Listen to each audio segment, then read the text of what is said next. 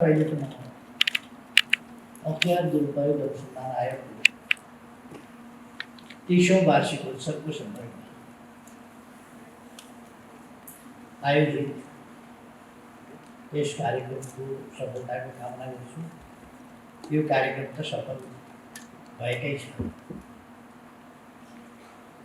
आगामी दिनमा यस आयोगले आफ्नो गरिमालाई अझ माथि उठाउन सकोस्, आफ्ना कर्तव्य पालनामा अझ बढी सफलता प्राप्त गर्न सकोस् र देशमा भ्रष्टाचार नियन्त्रण गर्ने काममा, देशको छवि उज्याउने कुरामा, विकासका प्रयासहरूलाई अगाडि बढाउने कुरामा अझ बढी योगदान गर्न सकोस् भन्ने हार्दिक शुभकामना व्यक्त गर्न चाहन्छु।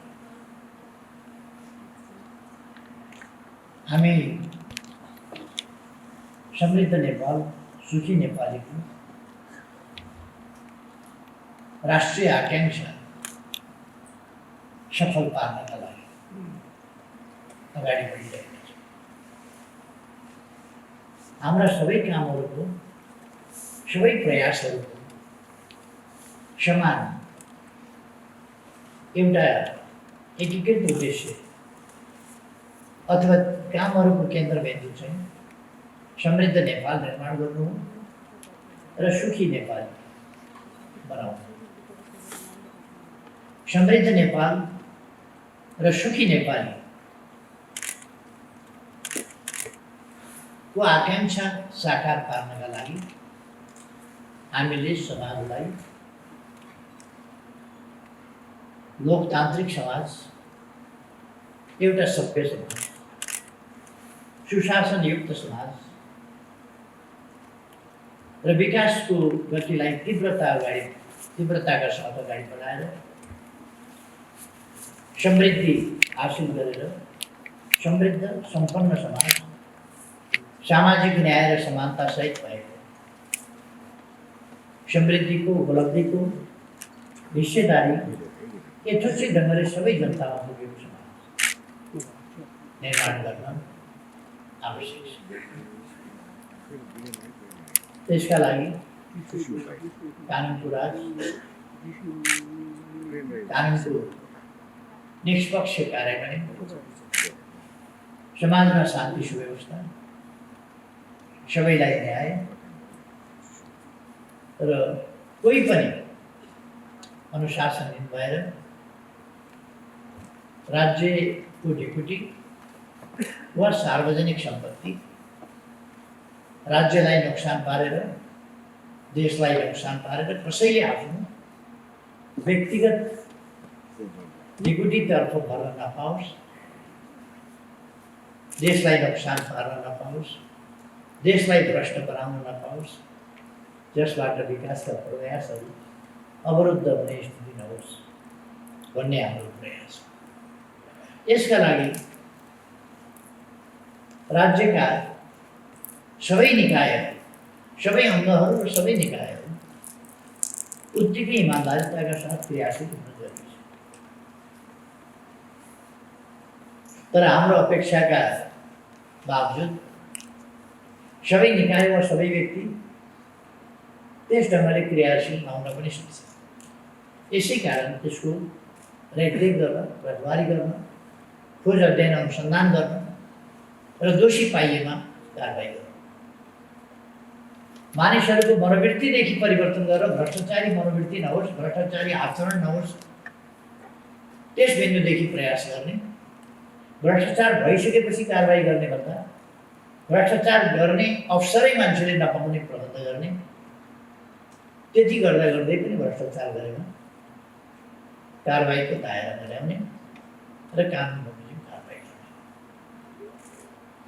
यस कामका निम्ति हाम्रो संविधानले नै भ्रष्टाचार रोकथाम अनुसन्धान आयोगको प्रबन्ध गरेको छ र यस सम्बन्धमा अरू कानुनी व्यवस्था पनि गरेको छ। अहिले पछिल्लो समयमा अख्तियार दुरुपयोग अनुसन्धान आयोगलाई अझ प्रभावकारी बनाउनका लागि कानुनको संशोधन सम्मानित संसद समक्ष प्रस्तुत भइसकेका छन् र निर्वाचनपछि त्यो कानुन संशोधित ढङ्गले पारित भएर आउनेछ र अख्तियार दुरुपयोग अनुसन्धान आयोगले अझ बढी प्रभावकारिताका साथ काम गर्ने अवसर आउनेछ भन्ने मैले विश्वास दिएको छु। अख्तियार दुरुपयोग अनुसन्धान आयोगले विगत 30 वर्षहरूमा भ्रष्टाचार नियन्त्रणको सन्दर्भमा सकारात्मक योगदान पुर्याएको छ।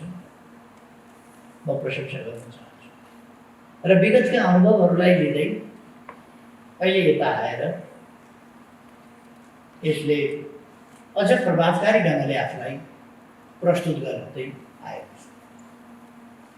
कहिले कहिले भ्रष्टाचार दुरुपयोग अनुसन्धान आयोग भ्रष्टाचार नियन्त्रण गर्ने भन्दा पनि अलिक फरक ढङ्गले आम जनमानसमा या ब्युरोक्रेसीमा अनुचित ढङ्गले प्रस्तुत हुने खालका त्यस्ता प्रयासहरूले देखिए। त्यस्तो कुराहरू पनि उचित हुँदैन, त्यस्तो हुनु हुँदैन। भ्रष्टाचार दुरुपयोग अनुसन्धान आयोग एउटा संवैधानिक र तदनुसारको गम्भीर उत्तरदायित्व बोकेको र गम्भीर संस्था हुनुपर्दछ। यस संस्थाका अगाडि लोकतान्त्रिक राज्यमा जस्तो कानुनको नजरमा सबै बराबर छन् भन्ने मान्यता हुन्छ, त्यो मान्यतामा अख्तियार दुरुपयोग अनुसन्धान आयोग दृढतापूर्वक अडिएको छ। कानुनको नजरमा सबै बराबर छ। तदनुसार यसले विगतका वर्षहरूमा काम गरेको र यसको कार्य प्रगति पनि सन्तोषजनक रहेको कुरा हामीले यसको प्रगति हेर्नुबाट पनि मुद्दा हर्स्योर सम्बन्धमा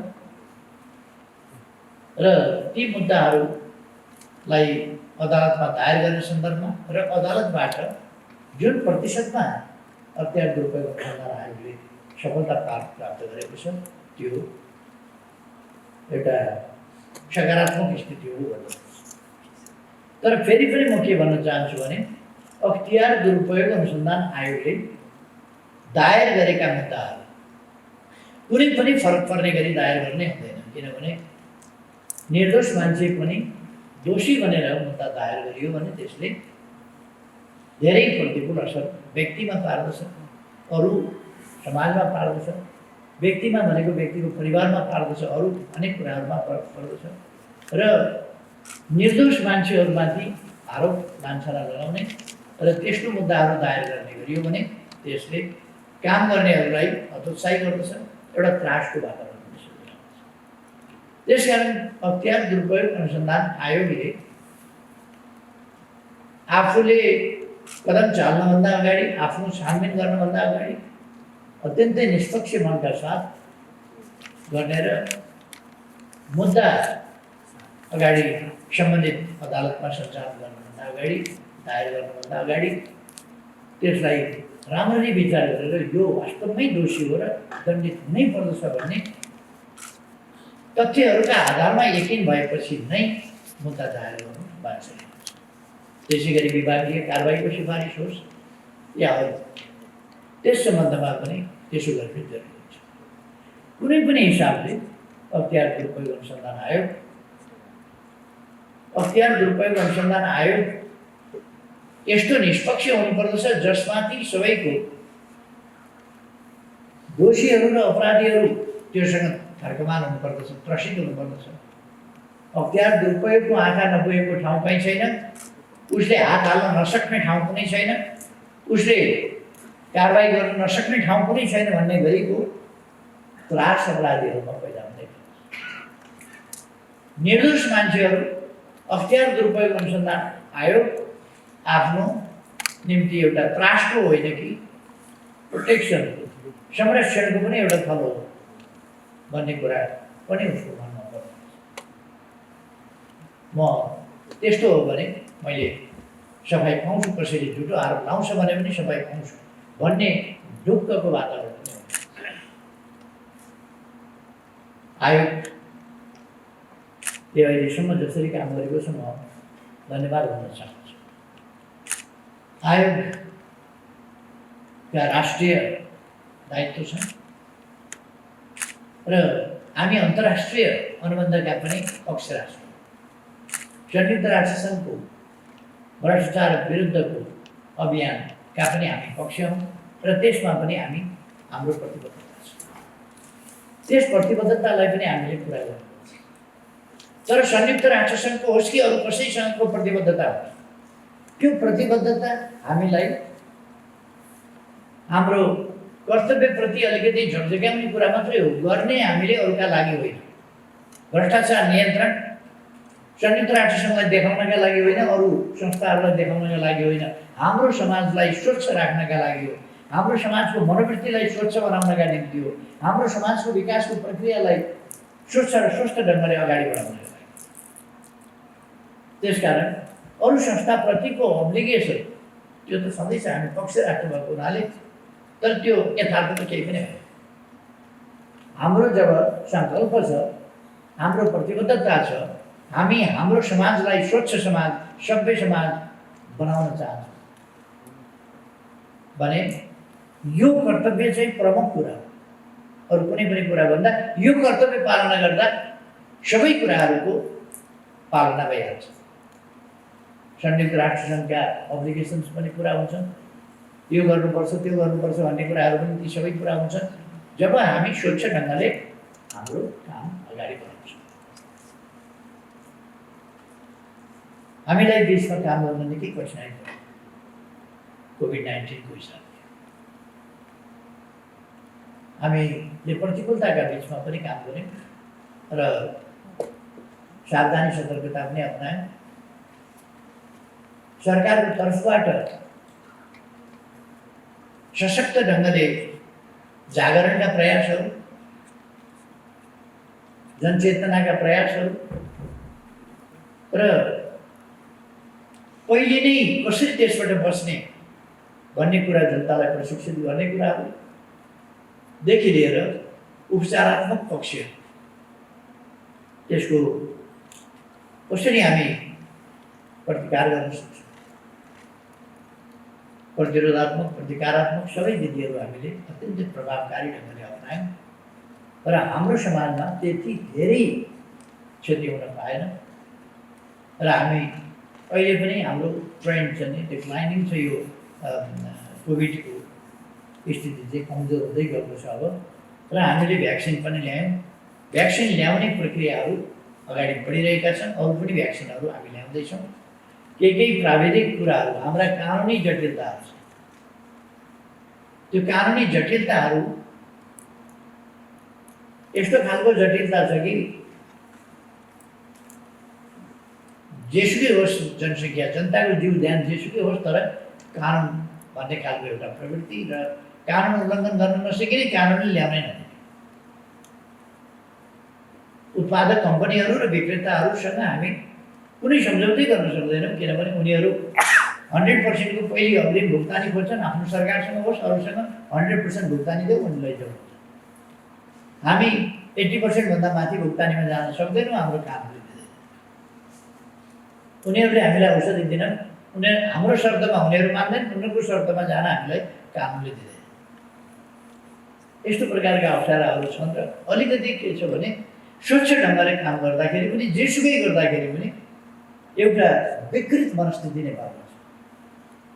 कसैलाई पनि चोखो भन्न दिनु हुँदैन, कसैलाई पनि राम्रो काम गर्छ भने पनि त्यसलाई प्रशंसा गर्नु हुँदैन अथवा उसको सम्बन्धमा मौन पनि बस्नु हुँदैन। हरेकलाई हिरो छाप्नुपर्छ।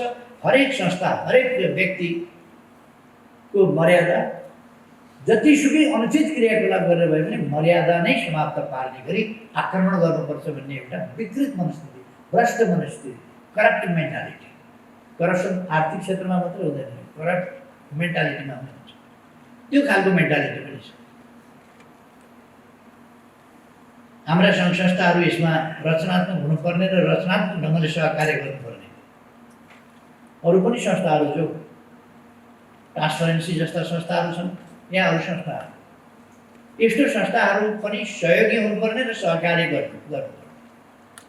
म सबै संस्थाहरूलाई, व्यक्तिहरूलाई, सबैलाई आग्रह गर्न चाहन्छु कि यसमा आफ्नो बडप्पन देखाउने अवसरको रूपमा यसलाई प्रयोग गर्ने होइन। हामीले करप्सन कन्ट्रोलका लागि साझा अभियान अगाडि बढाउने र सबैलाई मुछ्न पायो भने, सबैलाई हिरो छाप्न पायो भने आफू आफ्नो महानता बढ्छ जस्तो गर्ने, त्यो कुरा पनि सही हो। हाम्रो सञ्चार माध्यम राज्यको चौथो अङ्ग हो। सञ्चार माध्यमले यथार्थ कुराहरू जनतालाई सूचित गर्नुपर्ने, यथार्थको खोजी गर्नुपर्ने, करप्टलाई करप्ट भन्नुपर्ने, करप्ट होइन भने जसरी भए पनि त्यसलाई करप्ट भनेर छोड्नुपर्छ भन्ने आग्रहपूर्ण मान्यता राख्नुपर्छ। ती पक्षहरूतर्फ पनि हामीले ध्यान दिनुपर्छ भन्ने मलाई लाग्छ। हाम्रो उद्देश्य एउटा स्वस्थ, पारदर्शी, सभ्य समाजको निर्माण हो। आरोप प्रत्यारोप, गाली गलौज, लान्छनाको समाज हामीले बनाउनु पर्छ।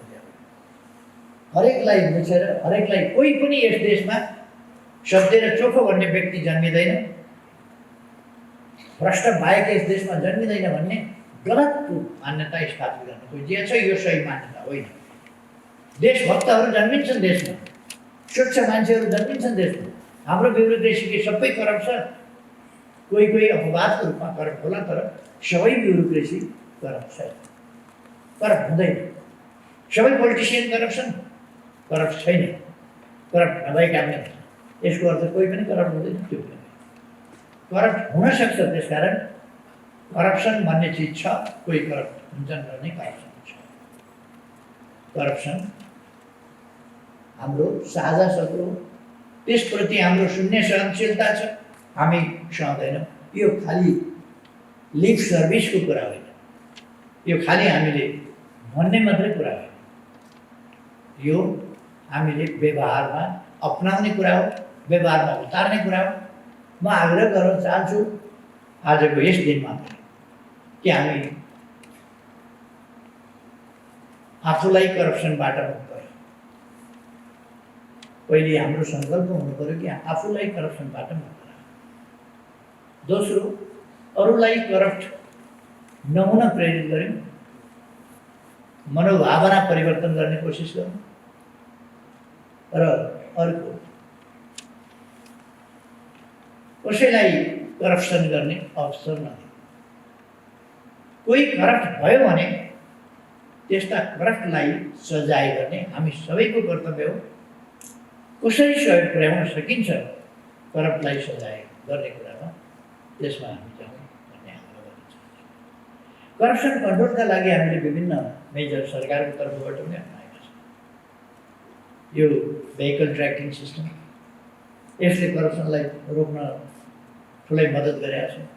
अहिले हामीले नागरिक एप्स सुरु गरेका छौँ, जसबाट करप्सनका ठाउँहरू अब डिजिटल सिस्टममा गएपछि, लेनदेन गर्नै नपरेपछि, बुझाउनका लागि व्यक्ति अफिसमा जानु नपरेपछि, अफिसमै गएर मेरो फाइल के भयो, कसो भयो, यो मेरो दर्ता गरिदिनुहोस् भन्न नपरेपछि,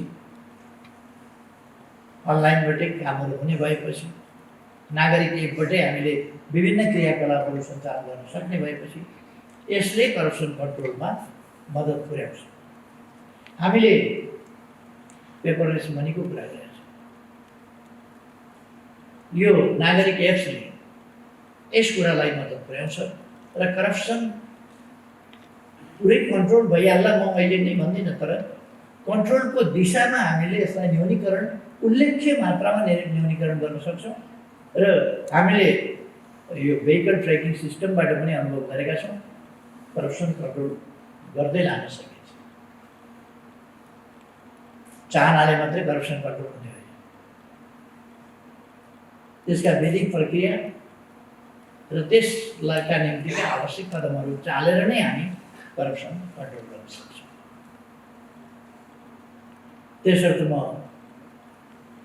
आग्रह गर्न चाहन्छु सबैमा कि करप्सन कन्ट्रोल हामी सबैको साझा कर्तव्य हो, साझा उद्देश्य हो। नत्र हामीले यसलाई एउटा सभ्य देश नेपाल भनेर भन्ने बित्तिकै corruption free non corrupt people भएको देश, सभ्य पिपल भएको देश, ट्रान्सपरेन्ट गभर्नेन्समा ट्रान्सपरेन्सी होस् र हाम्रा हिसाब किताब, दोहोरो खाता प्रणाली यस्ता कुराहरू हामीले हाम्रो बिजनेस क्षेत्र, हाम्रो उद्योग क्षेत्र, अरू क्षेत्रहरूलाई पनि प्रेरित गर्नुपर्दछ। प्रेरित हुँदा भएन भने कारबाही गरेर मद्दत गर्नुपर्छ करप्सन कन्ट्रोल गर्ने कुरामा र कर छली गर्ने कुरा नहोस्। भ्याट बिल छाप्ने इन्डस्ट्री नखोलौँ, भ्याट बिल बिक्री नहुन्। यस्ता कुराका निम्ति हामीले प्रभावकारी कदम चाल्दै आएका छौँ, सरकारको तर्फबाट पनि चालिन्छ र हतियार दुरुपयोग अनुसन्धान आयोगलाई वेल इक्विप बनाउने सम्बन्धमा, सक्षम बनाउने सन्दर्भमा, यसलाई प्रभावकारी बनाउने सम्बन्धमा, यसलाई सफल बनाउनका लागि नेपाल सरकारको तर्फबाट सबै प्रकारको सहयोग, सम्भव सहयोग नेपाल सरकारको तर्फबाट मिल्ने नै छ, प्रदान गरिने नै छ भन्न चाहन्छु। कतिपय मानिसहरूमा परेको छ एउटा भ्रम छ अख्तियार दुरुपयोग अनुसन्धान आयोग। अख्तियार दुरुपयोग अनुसन्धान आयोग लाचार छाया पनि होइन। अहिलेको सरकार कुनै पनि निकायलाई स्वतन्त्र ढङ्गले काम गर्न दिन चाहन्छ र दिन्छ, कुनै हस्तक्षेप गर्दैन। सरकारको तर्फबाट कुनै हस्तक्षेप हुँदैन र आग्रह गर्दछ सबै निकायहरूलाई आफ्नो कर्तव्य स्वतन्त्र ढङ्गले, निष्पक्ष ढङ्गले पुरा गर्नुहोस्। संविधान र कानुनलाई शिरमा राखेर, देश र जनतालाई शिरमा राखेर स्वच्छता र विकासका, सुशासन र विकासका अभियानलाई सफल पार्ने उद्देश्यलाई मनमा राखेर, ध्यानमा राखेर अगाडि बढ्नुहोस्। कुनै प्रकारको हस्तक्षेप हुँदैन र यसो गर्नुहोस् उसो गर्नुहोस् नै हुँदैन। हामी सबैले स्वतन्त्र ढङ्गले काम गर्नुपर्छ, स्वतन्त्र ढङ्गले काम गर्नुपर्छ र निर्बाध ढङ्गले काम गर्नुपर्छ। यसमा मनसुन, दबाव, धम्की, त्रास, टाउको माया छ कि छैन भनेर भाषण गरेर धम्की दिने यस्ता कुराहरूको कुनै अर्थ छैन। हाम्रा राज्यका सबै अङ्ग र निकायहरूलाई म आग्रह गर्न चाहन्छु, त्रासबाट तपाईँहरू मुक्त भएर काम गर्नुहोस्। सुरक्षाको प्रबन्ध सरकारले गर्छ, तर त्यस्तो त्रास फैलाउन खोज्ने तत्त्वहरू असल मनसायका तत्त्वहरू होइनन् र उनीहरूको त्यस्तो मोरल हुँदा पनि हुँदैन। त्यसकारण उनीहरूले धाक लगाउने हो, तर त्यो धाक अनुसारको उनीहरूले कुनै क्षति पुर्याइहाल्छन् भन्ने कुरा त्यस्तो के होइन। उनीहरूले धाक लगाउने हो, तर्साउने हो। तर्साउने त चरा तर्साउन ठ्याक राखेको हुन्छ नि पानी, के भन्छ त्यसलाई, बुख्याचा। यो बुख्याचा जस्तो तर्साउने खालका कुराहरूको केही अर्थ हुँदैन। हामी हाम्रो कर्तव्य पालनाको सन्दर्भमा कुनै त्रासबाट प्रभावित हुँदैनौँ, निडर भएर अगाडि बढ्छौँ।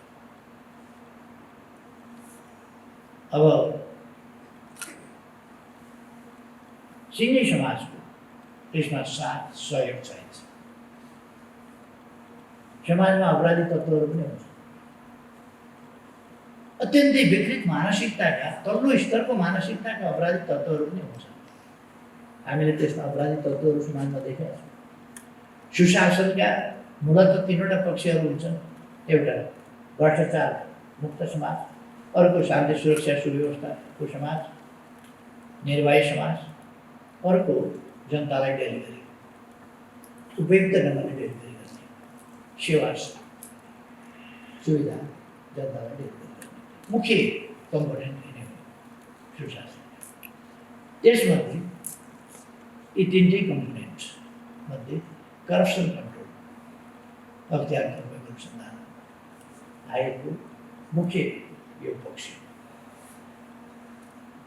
र यो शान्ति सुव्यवस्थासँग पनि सम्बन्धित भइदिन्छ र डेलिभरीसँग पनि सम्बन्धित सेवा सुविधा सम्पन्न गराउने उपलब्ध गराउने जनतालाई त्यससँग पनि सम्बन्धित भइदिन्छ। यस काममा अरू सबै निकायको पनि साथ सहयोग चाहिन्छ। सुरक्षा निकायको साथ सहयोग चाहियो, अरूको साथ सहयोग चाहियो, समाजको साथ सहयोग चाहियो, सञ्चार माध्यमको साथ सहयोग चाहियो। यी सबै कुराहरू प्राप्त हुनेछन् भन्ने मैले अपेक्षा गरेको छु र हामी सबैले करप्सन कन्ट्रोलको यस अवसरमा एउटा प्रतिबद्धता जाहेर गरौँ भन्ने कि हामी करप्सन कन्ट्रोल गरेर छोड्छौँ, निर्मूल गरेर छोड्छौँ करप्सन। हाम्रो समाजलाई विश्वमै एउटा भ्रष्टाचार मुक्त समाजको रूपमा, सभ्य समाजको रूपमा स्थापित गर्छौँ र त्यसरी परिचित गराउँछौँ भन्ने त्यो सङ्कल्प लिउँ भन्न चाहन्छु। आज निबन्ध प्रतियोगितामा जो भाइ बहिनीहरू पुरस्कृत हुनुभएको छ, सफलता प्राप्त गर्नुभएको छ, उहाँहरूलाई पनि म धन्यवाद भन्न चाहन्छु र अहिलेसम्मका सफल कामका लागि फेरि पनि एकपल्ट अख्तियार दुरुपयोग अनुसन्धान आयोगलाई बधाई भन्न चाहन्छु सफलताका लागि र शुभकामना भन्न चाहन्छु आगामी दिनका लागि। एकजना अख्तियार दुरुपयोग अनुसन्धान आयोगका एकजना माननीय सदस्य बाहेक प्रमुख लगायत अरू साथीहरू नयाँ आउनुभएको छ। अख्तियार दुरुपयोग अनुसन्धान आयोगमा नयाँ आउनुभएका प्रमुख आयुक्त र आयुक्तज्यूहरूलाई बधाई र शुभकामना पनि यस अवसरमा दिन चाहन्छु। उहाँहरूको कार्यकाल सफल रहोस् भन्ने पनि शुभकामना दिन चाहन्छु र आफ्नो भनाइ टुङ्ग्याउन